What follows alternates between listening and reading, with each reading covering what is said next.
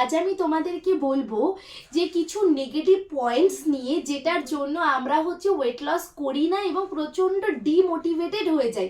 এবং অনেক সময় অনেক পেশেন্ট আমি মিট করেছি, যেহেতু এই লাইনে আমি দীর্ঘ 8 বছর ধরে রয়েছি এবং হসপিটাল ফিল্ড থেকে শুরু করে স্লিপিং সেন্টার অবধি কাজ করেছি এবং পার্সোনাল কনসালটেশন রেগুলার ওয়াইজ করি, তখন দেখি প্রচুর মানুষ ওয়েট লস করার অ্যাটেম্প্ট নিয়েও নেগেটিভ হয়ে যায়, গোল রিচ করতে পারে না, ইভেন বলে ডায়েট করে কোনো লাভ হয় না, তখন জিমে যাচ্ছে, এ বি সি জায়গায় যাচ্ছে, আলটিমেটলি বিগ জিরো যদি খাবার সাইকেল না ঠিক থাকে। সো আমি সেই পয়েন্টগুলো নিয়ে বলবো, তাদের নেগেটিভ পয়েন্টগুলোকে নিয়ে বলবো কেন আমরা নেগেটিভ হয়ে যাই, নেগেটিভ হওয়ার পেছনে রিজন কি কি থাকে। প্রথম কথা, আমার মোটোই রয়েছে, আমার কাছে যারা প্র্যাকটিস করে বা আমার কাছে যারা ডায়েট করে তাদেরকে আমি বলি রোজ সকালে ঘুম থেকে উঠে ওয়েট মেশিনের ওপর দাঁড়িয়ে ওয়েট চেক করে ওয়েটটা আমাকে বলবে এবং রাত্রেবেলা শুতে যাওয়ার আগে সকাল থেকে রাত অবধি কী কী খাচ্ছ each and every single day আমাকে জানাতে হবে। এই প্যারামিটারটা, এই কোটেশনটা রোজ থাকে। তাছাড়াও যদি একটা ওয়েট, আজকে একটা ওয়েট, কালকে তার থেকে 500 বেড়ে গেল ওয়েট, তার পরের দিন আবার 200 বেড়ে গেল ওয়েট, এর ফলে কি হলো, পেশেন্ট দুদিনে গিয়ে নেগেটিভ হয়ে গেল। প্রথম কথা, ওয়েট লস যখন করছো একটা মেন ফান্ডা রাখতে হবে, দিনের একটা নির্দিষ্ট সময় ওয়েট চেক, ডে 1 থেকে শুরু করে লাস্ট ডে অবধি, সকালবেলা, দুপুরবেলা, মধ্যরাতে, বিকেলবেলা কখনো ওয়েট চেক হয় না। বিভিন্ন সময় বিভিন্ন রকম ওয়েট আসবে, সেটা ফুড ওয়েট আসে। তুমি সকাল থেকে স্টার্ট করলে সকাল থেকে শুরু করবে, তুমি বিকেল থেকে স্টার্ট করলে বিকেল থেকেই শুরু করবে, তুমি যদি রাত্রেবেলা থেকে স্টার্ট করো প্যারামিটারটা রাত্রেবেলা থেকেই স্টার্ট করবে, নাম্বার 1। নাম্বার 2, তোমরা যদি রাত জাগো তাহলে ওয়েট লসের প্রচণ্ড পরিমাণে ডিলে হয়। প্রত্যেকেরই যে 2 মাসের মধ্যে 6 কেজি হয়ে যায় এবং 3 মাসের মধ্যে 10 কেজি হয়ে যায় তা হয় না। যারা রাত্রেবেলা অনেক রাত জাগো, রাত্রেবেলা জল খাও, কোনো রকম 3-4 ঘন্টা ঘুমিয়ে উঠে পড়ো, সকালবেলা অফিসে বেরিয়ে যাও বা নিজের কাজ করতে বেরিয়ে যাও এবং রাত্রেবেলা জল কন্টিনিউয়াস খেতে থাকো, যেহেতু এক্সক্রিটরি সিস্টেমটা প্রপারলি কাজ করে না এবং যেহেতু আমাদের বডিটা স্লিপ সাইকেল পায় না, রেস্ট পায় না, পরের দিন সকালবেলা ঘুম থেকে উঠে দেখবে ওয়েট বেশি দেখাবেই। নাম্বার 3, যদি কোনো পেন কিলার, প্যারাসিটামল, অ্যান্টিবায়োটিক, কোনো রকম অ্যালার্জির মেডিসিন, কোনো রকম পিসিওডি চলাকালীন কোনো মেডিসিন তোমরা খাচ্ছ, অবভিয়াসলি তোমাদের ডায়েটিশিয়ানকে বলো, তাহলে ডেফিনেটলি তোমাদের ওয়েট বাড়বে, ওয়াটার রিটেনশন হবে এবং সেই মেডিসিনগুলোর সাথে কি পরিমাণ, কি টাইপের ডায়েট হবে তোমাদের ডায়েটিশিয়ানরা অবভিয়াসলি তোমাকে গাইড করে দেবে।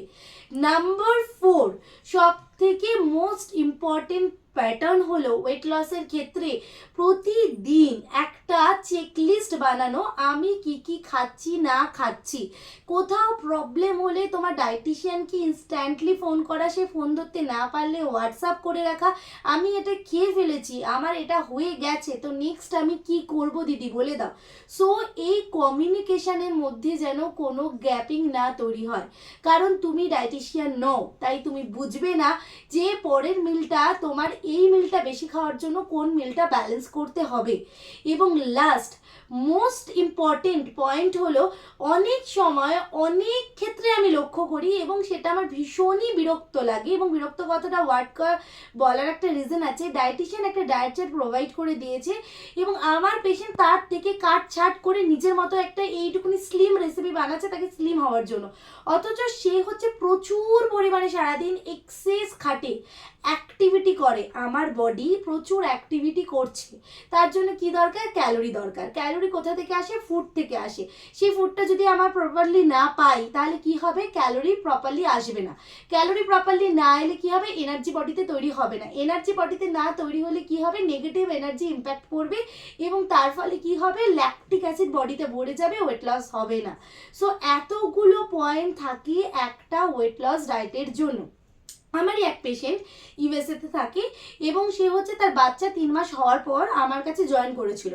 তার 3 মাস হয়ে গেছে, 3 কেজি মোটে লস হয়েছে। তার কারণ সে ইউএসএতে একটি কলেজে পড়ে, ইউনিভার্সিটিতে পড়ে সরি, এবং রাত্রেবেলা যেহেতু সারা রাত জাগতে হয়, কোনো কারণে 2 থেকে 3 ঘন্টায় তার ঘুমের সাইকেল থাকে, তাই জন্য তার ওয়েট লস রেশিও ভীষণ স্লো।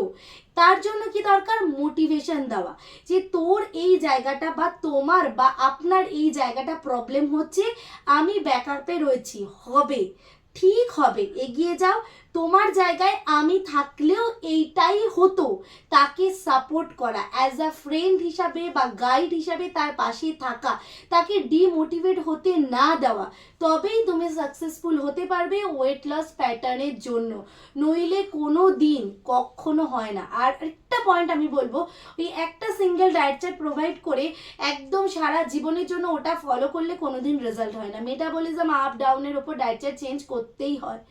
সো এইভাবে ওয়েট লস করো, দেখবে ডায়েটিশিয়ানের টাচে থাকো, ডেফিনেটলি খুব তাড়াতাড়ি খুব সুন্দরভাবে নিজের ফিগার শেপে আসবে, ওয়েট লস হবে এবং মেডিকেল প্রবলেম থেকে নিজেরা অনেক ভালো থাকবে। Thank you.